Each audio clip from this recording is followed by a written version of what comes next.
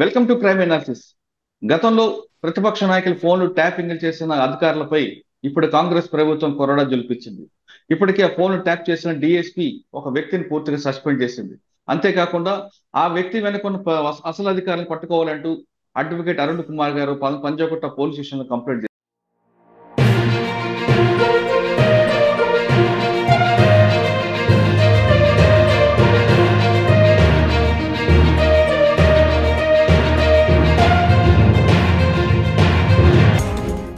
అదే అంశంపై ఈ రోజు ఎనాలిసిస్. అసలు ఫోన్లు ట్యాప్ చేయడం అనేది ఎవరి తరం అవుతుంది, ఎవరి ఫోన్లైనా ట్యాప్ చేయొచ్చా, ఒకవేళ ట్యాప్ చేయాలంటే నిబంధనలు ఏం చెబుతున్నాయి అనే అంశంపై మనతో మాట్లాడడానికి మాజీ పోలీస్ అధికారి డాక్టర్ సర్వేష్ రెడ్డి గారితో పాటు ఈ కేసులో కంప్లైంట్ ఇచ్చిన హైకోర్టు అడ్వకేట్ అరుణ్ కుమార్ గారు కూడా ఉన్నారు. ప్రస్తుతం సర్వేష్ రెడ్డి గారిని అడిగి ఒక వ్యక్తి ఫోన్ ట్యాప్ చేయాలంటే ట్రాయ్ నిబంధనలు ఏం చెప్తున్నాయి, అనుమతి లేకుండా నిబంధనలకు వ్యతిరేకంగా ఫోన్ ట్యాప్ చేసే ఏ సెక్షన్ గా కేసు నమోదవుతున్న విషయాన్ని సర్వేష్ రెడ్డి గారిని అడిగి తెలుసుకున్నాం. సార్ నమస్తే అండి. నమస్తే నమస్తే మురళి గారు. సార్, ఒక వ్యక్తిని ట్రాప్ చేయాలంటే, ఒక వ్యక్తి ఫోన్ ట్రాప్ చేయాలంటే సాధారణంగా అతను దేశద్రోహి అని అయి ఉండాలి, లేదా మోస్ట్ వాంటెడ్ అని అయి ఉండాలి, లేదా మీరు గతంలో పనిచేసినప్పుడు కొంతమంది మావోయిస్టులకు సంబంధించిన వాళ్ళని చూడాలి. అంటే కాన్స్పిరసీ ఎక్కడ ఉందని చూసే వాళ్ళు మాత్రమే చేసేవారు. పర్టికులర్ గా దేశద్రోహానికి సంబంధించిన అన్లాఫుల్ యాక్ట్ ఉన్న వాళ్ళకి మాత్రమే చేసేవారు.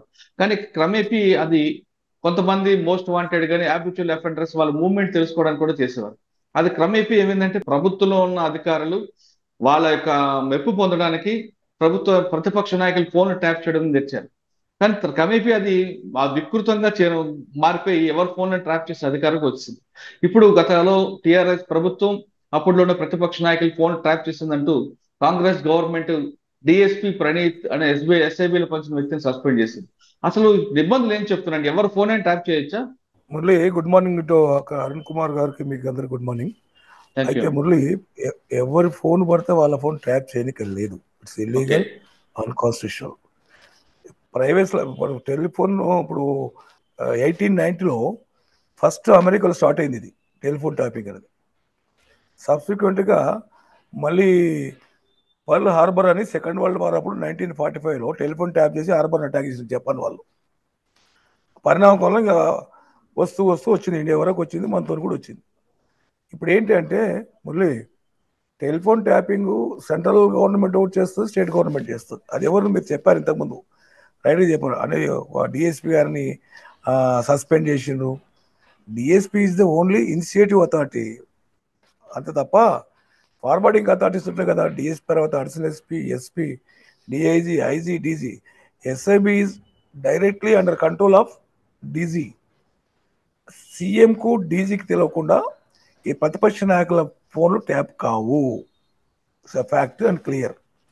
ఆ డిఎస్పీకి అంత ధైర్యం ఉండదు, చేయలేరు కూడా. ఎందుకంటే చాలా సీరియస్ అఫెన్స్. అఫెన్స్లో పనిష్మెంట్ తక్కువ ఉంది. కానీ అంటే ఈ అఫెన్స్ గురించి కాకుండా సాధారణంగా ఒక వ్యక్తి ఫోన్ ట్యాప్ చేయాలంటే ఏ విధంగా మనం చేయాలంటే ట్రాయ్ అనుమతి తీసుకోవాలా, లేదు అతనిపైన కేసుల గురించి సెంట్రల్ గవర్నమెంట్ పంపించి తీసుకోవాలా? ఇప్పుడు అలారమింగ్ క్రైమ్ అయినప్పుడు కానీ, లేకుంటే లా అండ్ ఆర్డర్ డిజార్డర్ అయినప్పుడు కానీ, లేకపోతే కమ్యూనల్ వైలెన్స్ వచ్చినప్పుడు కానీ, ఇలాంటి సర్కమ్స్టెన్స్లో ఆ పర్మిషన్ ఆయన దాంట్లో కూడా పర్మిషన్ తీసుకోవాలి. Home secretary is the competent to give the permission. అందుకొరకు ఆ పర్మిషన్ తీసుకోకుండా ఏం చేసినా illegal, liable to prosecute. Indian telegraph act section 5 class 2 కింద పనిష్మెంట్ ఉంటుంది, 3 సంవత్సరాలు జైలు ఉంటుంది. ఇదే క్రైమ్ అగ్నేత స్టేట్ ఉండి కాన్స్పిరసీ నడుస్తుందంటే మాత్రం లైఫ్ పడడానికి కూడా ఛాన్స్ ఉంటుంది. ఇప్పుడు ఇది అట్లా జరగలేదు కదా మురళి. పిసిసి ప్రెసిడెంట్ రేవంత్ రెడ్డి గారు ఉన్నప్పుడు అప్పుడు గోల్ పెట్టి నా టెలిఫోన్ ట్యాప్ అవుతుందని చెప్పి అప్పట్లో డీజీ కూడా కంప్లైంట్ ఇచ్చారు. ఇప్పుడు ముఖ్యమంత్రి గారు అందరం బండి సంజయ్ గారు కూడా నాది కూడా టెలిఫోన్ ట్యాప్ అవుతుంది, ఈ విధంగా చేస్తున్నాను, ఆయన కూడా కంప్లైంట్ ఇచ్చాడు. But nobody was response. కింద గవర్నమెంట్ కన్వీన్స్ ఉంది కనుక ఎవరేం చేయలేకపోతే దీంట్లో డైరెక్ట్లీ ఇండైరెక్ట్లీ ఆనరబుల్ సీఎం గారు, గత సీఎం గారు also responsible for this thing. ఎందుకంటే డీజీ సీఎం నోటీసులు లేనిది ఇంపార్టెంట్ ప్రతిపక్ష నాయకుల టెలిఫోన్ ట్యాప్ చేయడానికి ఎలాంటి అధికారం కానీ పవర్ కానీ ఏది లేదు. ఎందుకంటే ప్రజాస్వామ్య వ్యవస్థలో ప్రతిపక్షం ఒక కన్స్ట్రక్టివ్ రోల్ నిర్వహిస్తుంటుంది. వాళ్ళు గవర్నమెంట్ ఎక్కడైనా లేకపోతే ఉండి ఏమైనా పబ్లిక్ అగ్రెస్ట్ పోతుంటే రెక్టిఫై చేసుకొని చెప్తుంటారు, మాట్లాడుతుంటారు, స్పీచ్లు ఇస్తుంటారు. అంత మాత్రం సైనిక లేదు. Article 21 violation of the privacy of individual లిబర్టీని డిస్టర్బ్ చేయడము. తర్వాత 19 క్లాస్ 1 ఏ కింద కూడా ఫ్రీడమ్ ఆఫ్ ఎక్స్ప్రెషన్ ఉంటుంది, దాన్ని కూడా వయలేట్ చేయడం, ఇవన్నీ చేస్తే తర్వాత క్రైమ్. అది సివియర్ పనిష్మెంట్ ఉంటుంది. ఒకటి అంతటికి ఆయన ఒక్కడే కాదు, ప్రణీత్ డిఎస్పీ గారిని సస్పెండ్ చేయడం ఆయన ఇనిషియేటివ్ అథారిటీ అని తప్ప without knowledge of the then DG, తర్వాత ఐజీ, అక్కడ ఉన్నప్పుడు ఐజీలు వీళ్ళందరూ 9 సంవత్సరాలు ఏం చేశారో మొత్తం కావాలి. Subsequent what I had news అవన్నీ అంటిపెట్టి తగలబెట్టిందంట, ఇది సీడీలు వీళ్ళు అని, ఆ పేపర్లు గీపర్లు అన్ని. It's another crime. Set ablaze wilful గా అబ్లేజ్ చేసినట్టే కదా.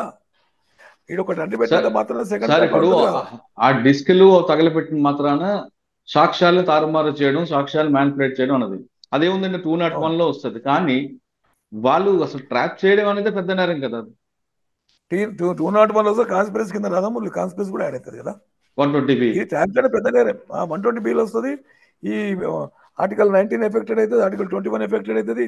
సార్ ఒక డిఎస్పీ పై అధికారులు, సార్ అక్కడ ఒక డిఎస్పీ పై అధికారులు అనుమతి లేకుండా చేసేంత సాహసం చేస్తాడంటారా? హైలీ ఇంపాసిబుల్ నాకు తెలిసేంత వరకు అయితే. ఇది హీనియస్ అఫెన్స్ కదా, రేపు సీరియస్ లా ఎవరు తన తలకాయ కోసుకొని ముందర పెట్టాడు కదా. అవును. ఇంకేమన్నా ఒకవేళ చేసిండు అంటే మనం ఆ ఎస్ఐబి అనేది నీకు తెలుసుగా, మరి you have lot of links with the police officers. అక్కడ పోయి ఇక్కడ వాళ్ళంతా పోయి దాన్ని పోయి ప్రమోషన్ తీసుకొని బయటకు వస్తారు. మళ్ళీ ఇటువంటి ఘనకార్యాలు తీసుకొని వస్తున్నారు అనేది సస్పెండ్ చేయాల్సి వస్తుంది. సార్ ఇది కేవలం ఇండియాలో లెవెల్లో కాకుండా వేరే కంట్రీల్లో కూడా ఈ ఫోన్ ట్రాప్ చేసడం అనేది ఒక యాప్ ఉంది, దాని ద్వారా చేస్తుంటారు అనేది వాస్తవా? అది it's not so possible, but intercept చేస్తుంటారు. ఈ టెర్రరిస్ట్ కాల్స్ వచ్చేస్తుంటాయి ఇండియాకు, ఇంటర్నల్ సివిల్ వార్ క్రియేట్ చేయాలని, అవి సెంట్రల్ గవర్నమెంట్ చేస్తాయి, ఐబీ చేస్తుంది. అది ఓకే, ఐబీ చేసి అప్పుడప్పుడు ఐబీ ఇన్పుట్స్ అని వస్తుంటే చూడండి, మళ్ళీ ఫెస్టివల్స్ అప్పుడు అది ఐబీ చేస్తుంది ఆ పని. అందుకొరకు న్యాబ్ అనేది ఇట్స్ నాట్ పాసిబుల్, ఎందుకంటే టెర్రరిస్ట్ అనేది ఫారిన్ కంట్రీస్ లో ఇక్కడ ఫోన్ లో న్యాబ్ చేసి ఇన్ఫర్మేషన్ ఇస్తే డిస్టర్బ్ కాకుండా చూస్తారు తప్ప ఇక్కడ ఎవరికి వస్తుందో వాళ్ళ లింక్స్ ఎస్టాబ్లిష్ చేసి ఇక్కడ ఇందులో కాల్ డేటా తీసుకోవడం వేరు, కాల్ రికార్డింగ్ వేరు. ఇప్పుడు ఈ రెండిట్లో సెక్షన్స్ ఏం మారుతుంటాయా? కాల్ డేటాకు పనిష్మెంట్ 2 years ఉంది, తర్వాత 2 కోట్ల రూపాయలు పనిష్మెంట్ ఉంది డేటా ట్రాన్స్ఫర్ కింద. కాల్ రికార్డ్ చేయడం ఉంది, కాల్ రికార్డ్ చేయడం 3 years. తర్వాత కాన్స్పిరసీ ఇవన్నీ యాడ్ అయినా అనుకో, ఇప్పుడు చేసిన అంటిపెట్టాల్సిన అవసరం ఏముంది ఆయనకి, డిఎస్పీ గారికి. తప్ప ఇటే మిస్టేక్ అంటే వాలంటరీగానే ఉండాలి, లేకుంటే ఎవరైనా ఆఫీసర్ ఇండ్యూస్ చేసే ఉండాలి. సార్ ఇప్పుడు ఈ కేసులో ఒక డిఎస్పీని సస్పెండ్ చేశారు, ఆ డిఎస్పీ ఇచ్చిన కన్ఫెషన్ స్టేట్మెంట్ బేస్ చేసుకొని ఫర్దర్ గా ఇంక పై అధికారం వెళ్ళే అవకాశం ఉంటుంది అంటారు? ఓకే, మీరు చెప్పారు. నేను అదే పాయింట్ అవుట్ చేస్తున్నా మురళి. సస్పెన్షన్ కు ప్రిలిమినరీ ఎంక్వైరీ చేస్తారు. కన్ఫెషన్ స్టేట్మెంట్ ఎప్పుడు వస్తుంది? క్రిమినల్ కేసు రిజిస్టర్ చేసి అరెస్ట్ చేసి రిమాండ్ చేసుకున్న తర్వాత కస్టడీ తీసుకుంటే వస్తుంది, లేకుంటే అరెస్ట్ పాయింట్ ఆఫ్ వ్యూలో కూడా కన్ఫెషన్ స్టేట్మెంట్ రికార్డ్ చేయాలి. చేసినప్పుడు ఆయన ఎవరెవరు పేర్లు చెప్తాడు, ఎందుకు చేసినని చెప్తాడు, రీజన్, మోటివ్, ఇంటెన్షన్స్ అన్ని వస్తాయి బయటికి.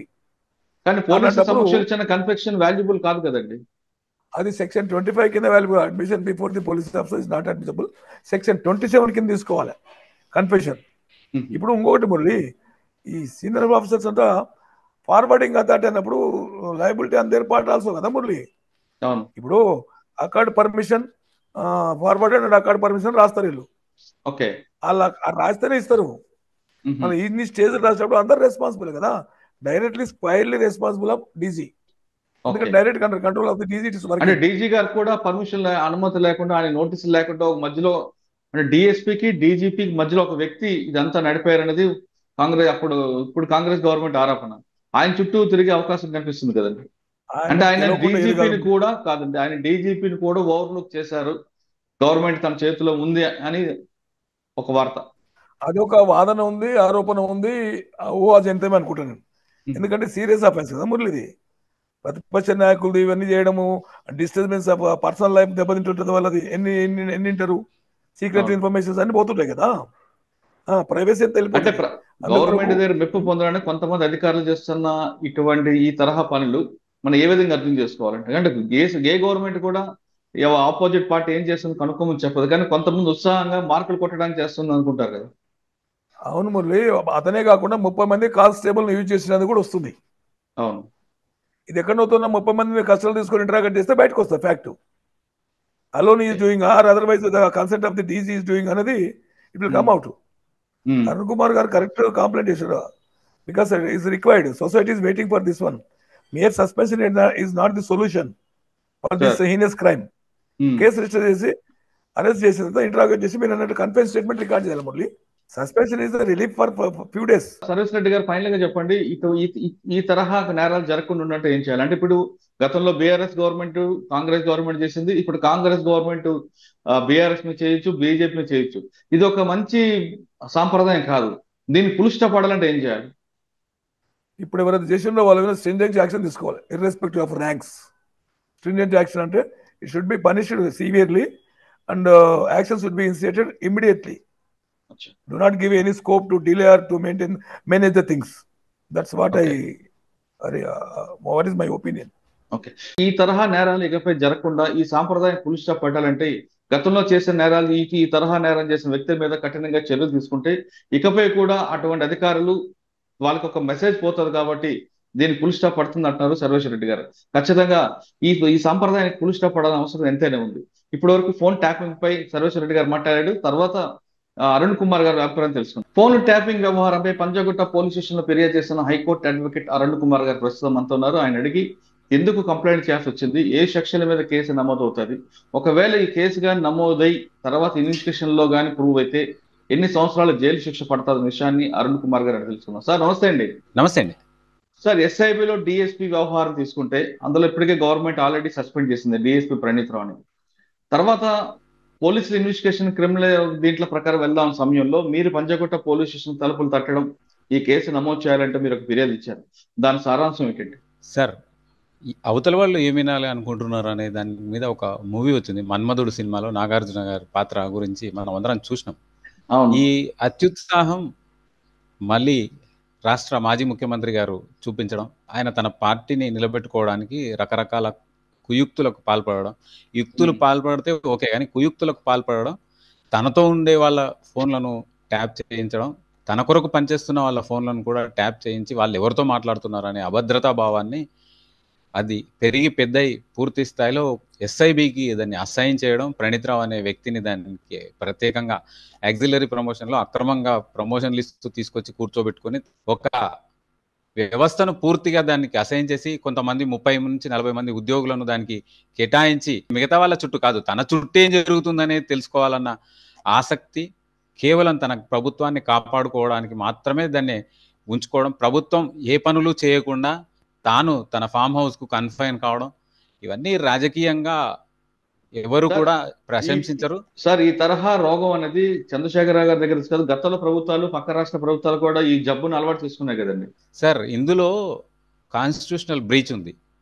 మనకందరికి కూడా రాజ్యాంగం 140 కోట్ల మందికి మన రాజ్యాంగం, గౌరవ రాజ్యాంగం మనకు కొన్ని హక్కులను కల్పించింది. మన ప్రైవేట్ లైఫ్ ని మనం కాపాడుకునే అవకాశాన్ని ఇచ్చింది. అందులో ఎవరు ఇంటర్ఫియర్ కావడానికి లేదు, ఇంటర్సెప్ట్ కావడానికి లేదు, ఇన్ఫ్లుయెన్స్ కావడానికి కూడా లేదు. చట్టం అధికారం ఇవ్వలేదు, ప్రభుత్వానికే అధికారం ఇవ్వలేదు. అటువంటప్పుడు కేవలం కేంద్ర ప్రభుత్వ హోంశాఖకు మాత్రమే దేశ భద్రతకు సంబంధించి ఏమైనా ముప్పు వాటిల్లే సందర్భంలో అనుమానాస్పదంగా వ్యవహరించే వ్యక్తుల ఫోన్లను ట్యాప్ చేయడానికి ప్రత్యేక అనుమతులు తీసుకోవాలి. ఒక కాన్స్టిట్యూషనల్ హెడ్, కాన్స్టిట్యూషనల్ పోస్ట్లో కూర్చున్న వ్యక్తి రాష్ట్ర ముఖ్యమంత్రి అయినా సరే దాని రాజ్యాంగాన్ని కించపరచకూడదు, అవమానించకూడదు. మనం ఒక సందర్భంలో చూసినాం, ఆయన రాజ్యాంగాన్నే మారుద్దామన్నాడు. అంటే తనకు తెలుసు రాజ్యాంగ విరుద్ధమైన పనులు తాను చేస్తున్నానన్న విషయం ఆయనకు తెలిసిపోయింది. కాబట్టి భవిష్యత్తులో ఎట్లాంటి ప్రమాదం రాకుండా ఉండడానికి ఆయన ఒక పిలుపు ఇవ్వడం జరిగింది, రాజ్యాంగాన్నే మార్చాలి అని చెప్పాడు. అంటే రాజ్యాంగాన్ని మార్చడం అంటే ఎంత హాస్యాస్పదం. అది మారుతుండేదాన్నే రాజ్యాంగం అంటారు. మార్పులకు అనుగుణంగా, అవసరాలకు అనుగుణంగా మార్చుకునేది రాజ్యాంగం. కానీ తన అవసరాలకు అనుగుణంగా మార్చాలనుకున్న కుయుక్తులను ఇప్పుడు రాష్ట్ర ప్రజలు అర్థం చేసుకుంటారని నేనైతే అనుకుంటున్నాను. మాకు ఎప్పుడో మాకు భ్రమలన్నీ తొలగిపోయినాయి. అడ్వకేట్ జనరల్ ఆఫీస్లో జాయిన్ అయిన తొలి రోజు సాయంత్రమే మాకు ఆ భ్రమలన్నీ తొలగిపోయినాయి. ఈ ప్రభుత్వం ఏమీ చేయదు, కేవలం వాళ్ళ లబ్ధి కొరకు మాత్రమే పని చేయబోతుంది అన్న విషయం మాకు ఆ రోజే తెలుసు. కానీ చెప్పినా కూడా వినే అవకాశం ఎవరు పట్టించుకోలేదు. ఒక పానిక్ సిచ్యువేషన్, ఒక రకమైన ఉన్మాద స్థితిలో ఉన్నారు ప్రజలు. సార్, మీరు పంజాగుట్ట పోలీస్ స్టేషన్లో కేసు పెట్టారు, కంప్లైంట్ ఇచ్చారు. అయితే ఇందులో కేసీఆర్ గారి రోల్ ఉందా లేదా విషయం పక్కన పెడితే కొంతమంది అధికారులు కేసీఆర్ మెప్పు పొందడానికి ఈ తరహా నేరాలు చేసి ఉండొచ్చు కదా, అని తెలియకుండానే. సార్ డెఫినెట్గా లబ్ధి ఎవరికి చేకూరుతుంది అనేది చూస్తారు. ఇప్పుడు ఒకరు అకౌంట్ నుంచి ఒక వ్యక్తి ఒక క్యాషియర్, ఒక బ్యాంక్లో క్యాషియర్ ఒక 100 కోట్ల రూపాయలను పాస్వర్డ్ తెలుసు కదా అని చెప్పి తన అకౌంట్లోకి కొట్టుకుంటే తప్పు అది. అదే ఇంకో వ్యక్తి అకౌంట్లోకి కొడితే తెలిసిన క్లియర్గా మనకు ఆ ట్రాన్సాక్షన్ కనిపిస్తుంది. 100 కోట్ల రూపాయల ట్రాన్సాక్షన్ మనకు కనిపిస్తుంది. ఆ అకౌంట్లో ఎవరి అకౌంట్లో ఉన్నది కూడా మనకు కనిపిస్తున్నప్పుడు ఆ 100 కోట్లను తిరిగి ఆ బాధితుడికి ఇప్పించాల్సిన బాధ్యత సిస్టమ్ది. అవును. అంతేగాని ఆయన 100 కోట్లు ఆయన అకౌంట్ ఉంది కాబట్టి ఆయనకు 100 కోట్లు వచ్చినాయి, ఆయన వదిలేద్దాం, ఈ ఆఫీసర్ను శిక్షిద్దాం, నష్టపోయిన వారిని కూడా వదిలేద్దాం అని అంటే అది ఎంతవరకు భావ్యం? ఖచ్చితంగా ఫోన్ ట్యాపింగ్ల వల్ల లభ్యత చేకూరింది బీఆర్ఎస్ టీఆర్ఎస్ పార్టీకి, పార్టీ అధ్యక్షుడికి. తద్వారా ఆయన గవర్నమెంట్ నడుపుకున్న దానికంటే కూడా శత్రువులపై ఏ విధంగా, తనకు నచ్చని వాళ్ళపై ఏ విధంగా పైచేయి సాధించాలని ముందే వినడం. పైలట్ రోహిత్ రెడ్డి కేసులో మనకు అర్థమైపోయింది. బిఎల్ సంతోష్ గారి ఫోన్ కూడా ట్యాప్ చేసారు. అంటే రాష్ట్ర ఎల్లలు దాటి మరి ఫోన్ ట్యాప్ చేయడం జరిగింది. ఇవన్నీ కూడా మాట్లాడినరు. కేంద్రంలో ఉన్న వ్యక్తులు పైలట్ రోహిత్ రెడ్డితో మాట్లాడినరు, అక్కడ వచ్చిన స్వామీజీ మాట్లాడిండు. ఇవన్నీ కూడా వీళ్ళకి ఏ విధంగా తెలుస్తాయి? కేవలం అంజనం వేస్తే తప్ప దొరకనివి హై అండ్ టెక్నాలజీని ఉపయోగించుకొని వాళ్ళ ఫోన్లను యూజ్ చేయడం ద్వారా, ఈ సిస్టమ్ ద్వారా వాళ్ళు ట్రాక్ చేయడం, ట్రేస్ చేయడం, రికార్డ్ చేయడం, దాన్ని స్టోర్ చేసుకోవడం, ఇవన్నీ కూడా రాజ్యాంగాన్ని అవమానించడమే. మీరు పైలట్ రోహిత్ రెడ్డి గారి కేసులో బిఎల్ సంతోష్ కి వాళ్ళు మాట్లాడే సంభాషణ విన్నారు అని మీరు చెప్తున్నారు. అదే విధంగా గతంలో ఓటుకు నోటు కేసులో రేవంత్ రెడ్డి గారిని అరెస్ట్ చేసినప్పుడు కూడా ఆ టాపిక్ కూడా వినే ఉండే అవకాశం ఉందంటారా? ఎగ్జాక్ట్ సార్, ఎగ్జాక్ట్లీ నేను చెప్పేది అదే. వీళ్ళకి ఏ విధంగా తెలుస్తాయి? యాక్చువల్గా మొట్టమొదటి విక్టిమ్ ఈ ఫోన్ ట్యాపింగ్ లో ప్రస్తుత ముఖ్యమంత్రి రేవంత్ రెడ్డి గారే. ఆయనను ఏ విధంగా ట్రాప్ చేసారు బాహటంగా చెప్పిండు. కలుగులోకి దొంగలను మేము పట్టుకోబోతున్నామని చెప్పిండు. ఆపరేషన్ చేయకముందే ఏసీబీ రేవంత్ రెడ్డి గారిని, స్టీఫెన్సన్ గారి ఇంట్లో అప్రహెండ్ చేయక ముందుకే బాహటంగా మీడియాలో ప్రకటించడం జరిగింది కేసీఆర్ గారు. అంటే there must be a procedure is going on అని వాళ్ళకు ముందే తెలుసు. ఆ టెక్నాలజీ ద్వారానే వాళ్ళని పట్టుకున్నారు. అంటే అప్పుడు ప్రశ్నించే వాళ్ళు లేరు. అడిగంది అమ్మాయిన పెట్టదన్నట్టు ఇప్పుడు చట్టాన్ని అడగకపోతే లబ్ధి చేకూరింది ఎవరికి? ప్రభుత్వం పడిపోలేదు, అవినీతి నిరోధక శాఖకు ఈ కేసు సంబంధం లేదు అని అప్పట్లో జడ్జి గారు చంద్రబాబు నాయుడు గారిని క్వాష్ చేయడం జరిగింది. సుప్రీంకోర్టుకు పోయినా కూడా ఇంతవరకు అది ఓపెన్ కాలేదు. అంటే కొట్టివేయబడ్డది ఆ కేసు. అంటే తప్పుడు మార్గంలో అవినీతి నిరోధక శాఖకు సంబంధమే లేదు. అయినా సరే అవినీతి నిరోధక శాఖను ముందుకు పెట్టి ఎన్ని సంవత్సరాలుగా ఆ కేసును అట్లే ముందుకు తీసుకొస్తున్నారు. రేవంత్ రెడ్డి గారు ఏదో తప్పు చేసిండ్రు అనే విషయాన్ని ప్రజల ముందు పెట్టి ఒక అద్భుత కల్పనను క్రియేట్ చేసినారు. తానే కరెక్ట్, మిగతా వాళ్ళంతా తప్పు అనే ఒక క్రియేషన్ ని క్రియేట్ చేసి రేవంత్ రెడ్డి గారిని విలన్ గా చూపించే ప్రయత్నం జరిగింది అప్పట్లో. అంటే దాని వెనక కూడా ఖచ్చితంగా ఫోన్ ట్యాపింగ్ ఉంది, వ్యవహారం ఉంది. ఓకే సార్, కేసులో మీరు పంజగుట్ట పోలీసులు కంప్లైంట్ ఇచ్చారు. పోలీసుల రెస్పాన్స్ ఎలా ఉందండి? ఖచ్చితంగా చర్యలు తీసుకుంటామన్నారు. కాకపోతే అది వాస్తవంగా చెప్పాలంటే కింది స్థాయి పోలీసులు కాబట్టి వాళ్ళకుండే శశబిషలు, వాళ్ళకుండే భయాందోళనలు, గతంలో ముఖ్యమంత్రిగా వ్యవహరించిన వ్యక్తి మీద ఫిర్యాదు వచ్చే వరకు ఖచ్చితంగా శశబిషలకు పోతారు. న్యాయ సలహాలు వాళ్ళు తీసుకుంటారు. గతంలో ఒక హైకోర్టులో పనిచేసిన అనుభవంతో నేను వారికి ఎక్స్ప్లెయిన్ చేయడం జరిగింది. సార్, మీరు ఇచ్చిన కంప్లైంట్ కంటెంట్ ప్రకారం ఏ సెక్షన్స్ ఇంప్లిమెంట్ అయ్యే అవకాశం ఉంటుంది? సార్, దేశద్రోహం వస్తుంది ఇది 124A. ఓకే, ఇంకా అదే కాకుండా ఇప్పుడు కేంద్ర ప్రభుత్వం ఏజెన్సీలు కూడా దీన్ని టేకప్ చేయొచ్చు. క్రాక్ చేయాలి ఈ కేసుని, టేక్ ఓవర్ చేసి రీసెర్చ్ అండ్ అనాలిసిస్ వింగ్ ఉంది కేంద్ర ప్రభుత్వంలో ఆధ్వర్యంలో పనిచేసే, కూడా ఈ కేసును చేపట్టవచ్చు. ఎందుకంటే ఇక్కడ తీసుకున్న ఇన్ఫర్మేషన్ ఖండాంతరాలు దాటిందా, దేశాలను దాటిందా, ఆ ఇన్ఫర్మేషన్ దేని కొరకు ఉపయోగించరు, ఎవరి కొరకు ఉపయోగించరు అంటే నాకున్న ఇన్ఫర్మేషన్ ప్రకారం కేంద్ర ప్రభుత్వంలో ఉన్న క్యాబినెట్ మినిస్టర్ల ఫోన్లు కూడా ట్యాప్ అయినాయి. అంటే క్యాబినెట్ మినిస్టర్ల ఫోన్లు ట్యాప్ అయితే కొనుక్కోవడానికి సిద్ధంగా ఉండేది సరిహద్దు దేశాలు, బయట దేశాలు. ఇందులో నేను భయాందోళన వ్యక్తం చేయడానికి కారణం ఏంటంటే ఇది చాలా చిన్న కేసు అని చెప్పి అందరూ అనుకుంటున్నారు. ఏదో ఫోన్లు ట్యాప్ చేస్తున్నారు అని అనుకుంటున్నారు. కుటుంబ సభ్యుల ఫోన్లు కూడా ట్యాప్ చేసినారు అనే మాటలు వస్తున్నాయి. సొంత భార్యల ఫోన్లను కూడా ట్యాప్ చేయించుకున్నారు అని చెప్పి తెలుస్తుంది.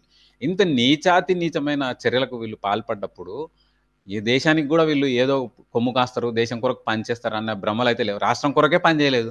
1,00,000 కోట్ల రూపాయల కాళేశ్వరం ప్రాజెక్ట్ను ఏ విధంగా డిజైన్ చేసినారు, ఇంజనీర్లను పక్కకు పెట్టి చేయితోనే ఆయన డిజైన్ వేయడం, దాన్ని అది ఎందుకు పనికి రాకుండా పోవడం, ప్రభుత్వం మారకముందే దాంట్లోంచి నీళ్లు తోడి పక్కకు పోయడం, అవన్నీ చూసినాం మనం. సార్ మీరు ఆ కేసులో దేశద్రోహం అన్న అన్లాఫుల్ యాక్ట్ వస్తుంది. ఒకవేళ అన్లాఫుల్ యాక్ట్ కానీ ఇన్వెస్టిగేషన్ లో ప్రూవ్ అయితే ఎన్ని సంవత్సరాలు జైలు శిక్ష పడొచ్చండి? Life imprisonment, forgery, fabrication, cheating, ఇవన్నీ కూడా బ్రీచ్ ఆఫ్ కాన్స్టిట్యూషన్, ఇవన్నీ చాలా పెద్ద సెక్షన్లు. అంటే లోతుగా అధ్యయనం చేస్తే తప్ప ఈ కేసు అర్థమయ్యే అవకాశం లేదు. ఎందుకంటే constitutional right each and every, అంటే ఎన్ని లక్షల మంది ప్రాథమిక హక్కు, రాజ్యాంగం కల్పించిన హక్కును తుంగలో దొక్కి బ్రీచ్ చేసి ఈ కేసులన్నింటినీ వీటన్నిటిని కూడా వినాలి, రికార్డ్ చేసుకోవాలి, హార్డ్ డిస్క్లలో పెట్టాలి అని చెప్పి దాచిపెట్టుకున్న వైనం ఇది ఖచ్చితంగా forgery, fabrication, cheating, amounts to breach of Indian security also. దేశ సార్వభౌమాధికారాన్ని కూడా దెబ్బ కొట్టే విధమైన చర్యలు ఇవి. అంటే కేంద్ర హోంశాఖని లెక్క చేయకపోతే, ఒక రాష్ట్ర ప్రభుత్వం కేంద్ర హోంశాఖనే లెక్క చేయనప్పుడు వీళ్ళకి ఏ విధమైన అధికారాలు ఉంటాయి? రాజ్యాంగాన్ని కించపరిచినట్టు, ఉల్లంఘించినట్టు, అబ్యూజ్ చేసినట్టు ఖచ్చితంగా అవుతుంది. కాబట్టి ఇది చాలా serious offence. Election commission of India కూడా యాక్షన్ తీసుకుని సుమోటోగా కేసు వీళ్ళకు పర్మిషన్ రద్దు చేయాలి, పార్టీ పర్మిషన్ ఖచ్చితంగా రద్దు చేయాలి, శిక్షలు పడేట్టు వాళ్ళకున్న ఇన్ఫర్మేషన్ మిగతా ఏజెన్సీలతో పంచుకునే వాళ్ళని చెప్పి నేనైతే రిక్వెస్ట్ చేస్తాను. సార్ అందులో మీరు చెప్తున్నట్లుగా అన్లాఫుల్ యాక్ట్ తో పాటు ఈ ఎవిడెన్స్ అంతా కూడా వాళ్ళు పూర్తిగా డిస్ట్రాయ్ చేశారు. సీసీ కెమెరా ధ్వంసించాడు కానీ, హార్డ్ డిస్క్ ధ్వంసించాడు, అది కూడా యాడ్ అవుతుంది ఇందులో. 201 డెఫినెట్ గా డిస్ట్రాయ్, 201 స్క్రీనింగ్ ఆఫ్ ఎవిడెన్స్. అంతేకాకుండా రిట్రీవ్ చేస్తారు. వీళ్ళకున్న హైఎండ్ టెక్నాలజీతో వాళ్ళు ఏ విధంగా చేసినారో ఇప్పుడు ఉన్న ఈ కేసును ఛేదించాలంటే రిట్రీవ్ చేసుకునే అవకాశాలు ఉంటాయి. ఆ ఫోన్లలో ఎవరైతే లబ్ధిదారులు ఉన్నారో, ఎవరైతే ఈ అధికారికి ఇన్స్ట్రక్షన్స్ ఇచ్చిండ్రో పలానా ఫోన్ ట్యాప్ చేయమని, ఈ అధికారి ఎవరికైతే రిటర్న్ గా ఈ మెసేజ్లు పంపించిండో ఆ ఫోన్లన్నింటినీ సీజ్ చేసి రిట్రీవ్ చేస్తే ఖచ్చితంగా తెలిసిపోతుంది ఎవరెవరి ఫోన్లకు ఎవరెవరి ఇన్ఫర్మేషన్ వచ్చింది, ఎప్పుడెప్పుడు ఇన్ఫర్మేషన్ వచ్చింది, ఎందుకు వచ్చింది, దాని తద్వారా జరిగిన కార్యక్రమాలు ఏవి. ఈ తప్పుడు కేసులన్నీ కూడా పైలట్ రోహిత్ రెడ్డి ఇనిషియేట్ చేసిన కేసులన్నింటినీ కూడా ఖచ్చితంగా కొట్టేయాల్సిన సందర్భం. ఎందుకంటే బ్రీచ్ ఆఫ్ కాన్స్టిట్యూషన్ ఇందులో ఉంది కాబట్టి, తప్పుడు పద్ధతుల్లో చేసిన కేసులు కాబట్టి cannot be entertained at all anymore. Sir final గా చెప్పండి, ఈ తరహా నేరం అనేది ఏ గవర్నమెంట్ అధికారులు ఉంటే ఆ గవర్నమెంట్ ప్రతిపక్షాల ఫోన్లు ట్రాప్ చేయడం అనేది ఇంతకన్నా దరిద్రమైన పని. ఇప్పటికైనా పులి స్టాప్ పడాలంటే ఏం చేయాలి? డెఫినెట్ గా యాక్షన్ తీసుకోవాలి, అరెస్టులు చేయాలి. అరెస్టులు చేస్తే తప్ప ఇందులో ఒక పరిష్కారం అనేది లభించకపోవచ్చు. ఎందుకంటే పోలీస్ వ్యవస్థలు కానీ, గవర్నమెంట్ వ్యవస్థలు కానీ ఎవరినైనా ఇంటర్ఫియర్ చేయాలి, ఇన్వాల్వ్ చేయాలంటే చాలా కష్టం. 3 నుంచి 4 నెలల సమయం పడుతుంది. వాళ్ళను ఇవన్నీ క్రోడీకరించి స్థానిక మ్యాజిస్ట్రేట్ ముందో, కన్సర్న్ మ్యాజిస్ట్రేట్ ముందో పెట్టి పర్మిషన్లు తీసుకోవాల్సి వస్తుంది. పర్మిషన్లు తీసుకునేంత చిన్న కేసు కాదు ఇది, పెట్టి కేసు ఎంత మాత్రం కాదు. కాబట్టి దేశ భద్రతకు సంబంధించిన విషయం ఇందులో ఇన్వాల్వ్ అయి ఉన్నప్పుడు ఇమ్మీడియట్ గా fourth with I'm asking DGP Telangana to act accordingly immediately, fourth with by to apprehend accused. ఎంబడే అక్యూజ్డ్ను అరెస్ట్ చేస్తే తప్ప ఇందులో లాభం చేకూరదు. దేశ భద్రత ఇన్వాల్వ్ అయి ఉంది. భవిష్యత్తులో ఎవరు కూడా ఇటువంటి నీచమైన చర్యలకు పాల్పడకుండా ఉండాలి అంటే ఖచ్చితంగా కఠినమైన చర్యలు ఇందులో ఉండాలి. సార్ ఈ కేసును లోకల్ పోలీస్ కన్నా సిబిఐకి ఇస్తే ఏ విధంగా ఉంటుంది?